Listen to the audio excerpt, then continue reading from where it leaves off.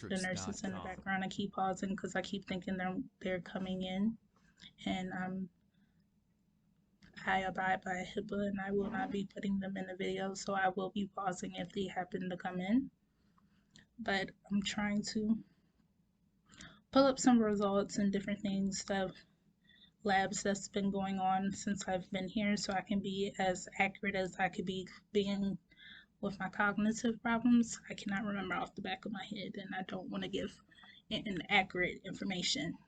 But I went to the emergency room 2-3 days ago because my whole left side from face down to my toe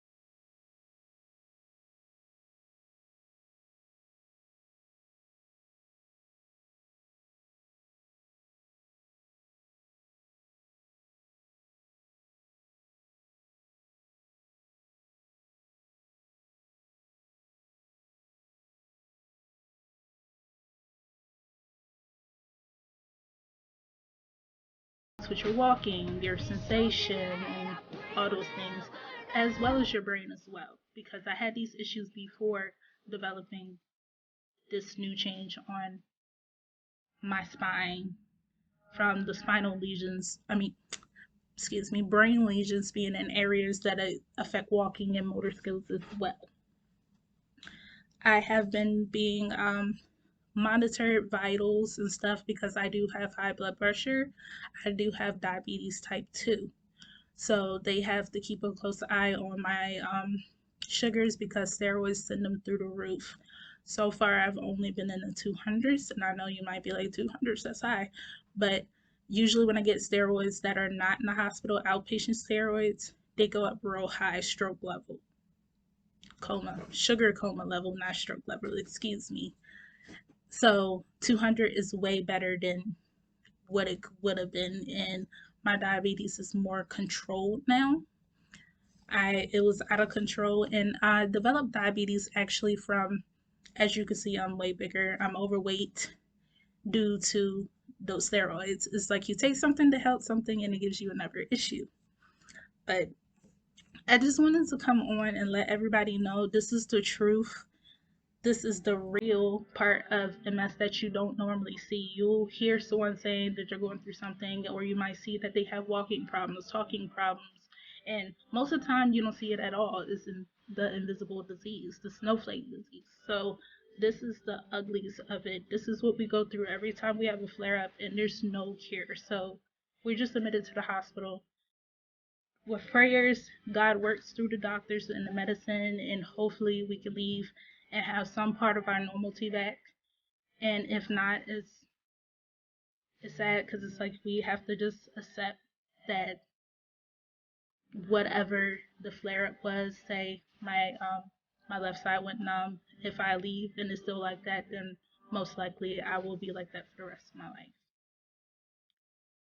I'm gonna go into a little detail, show my central line. This hurt so bad to put it in, and they did local anesthesia and numbed it, and it was kind of like when I got my C-section and they put the spinal block in my back and then everything went numb. That's what it reminded me of, but it stings really bad when it happens, so the pain mainly be the needle.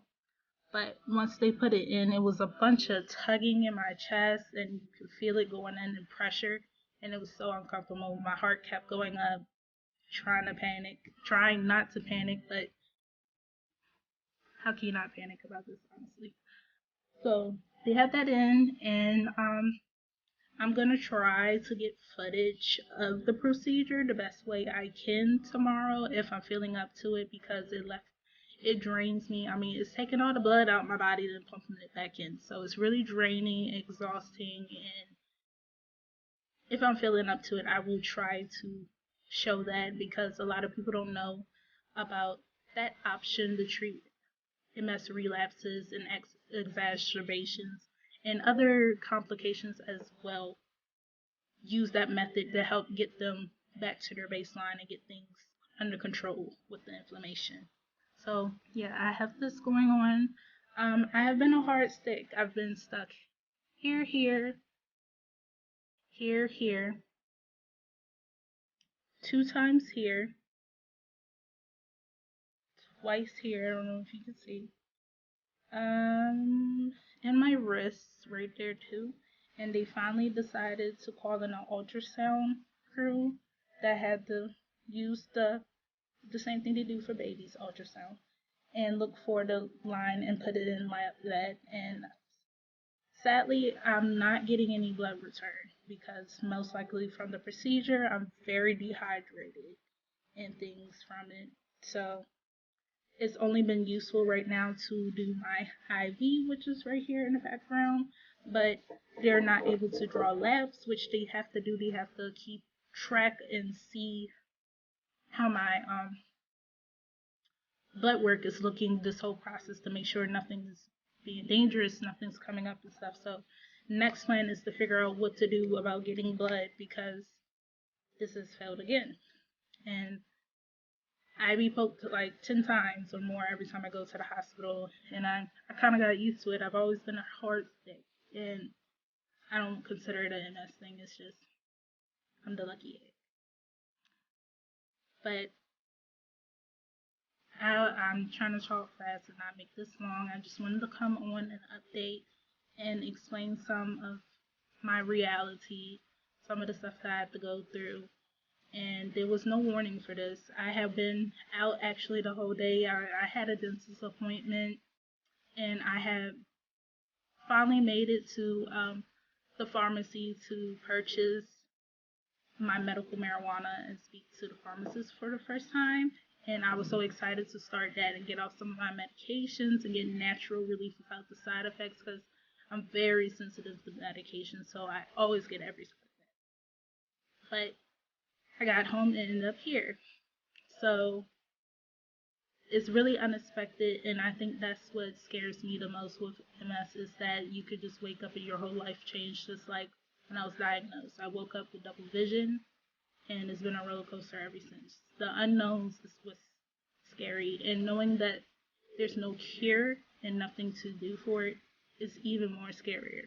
So I will always be vulnerable, transparent, as authentic as I can be, and let y'all see the truths of what I go through, because we need to find the cure, and the only way we're going to find a cure is if we use our voices. And I don't mean just my fellow brothers and sisters, my warriors that's going through this with me. Your families, the support system, the people that's coming across the story, please share, please like, please put the word out so we can find a cure. We have to press the issue and help these doctors understand that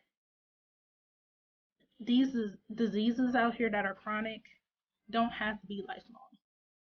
You need to get in there and see what is going wrong in our bodies and fix the issue so our bodies can go back to be doing what they're made to do, because we were born to repair. We were born to be natural. We was born to do all the things that the doctors are having to assist us with when it comes to procedures and medications. God gave us the ability to heal, and He promises healing. So I'm going to always pave the way to the cure. I'm going to always speak. I'm going to share my story. And I thank y'all for just tuning in and listening and being so supportive.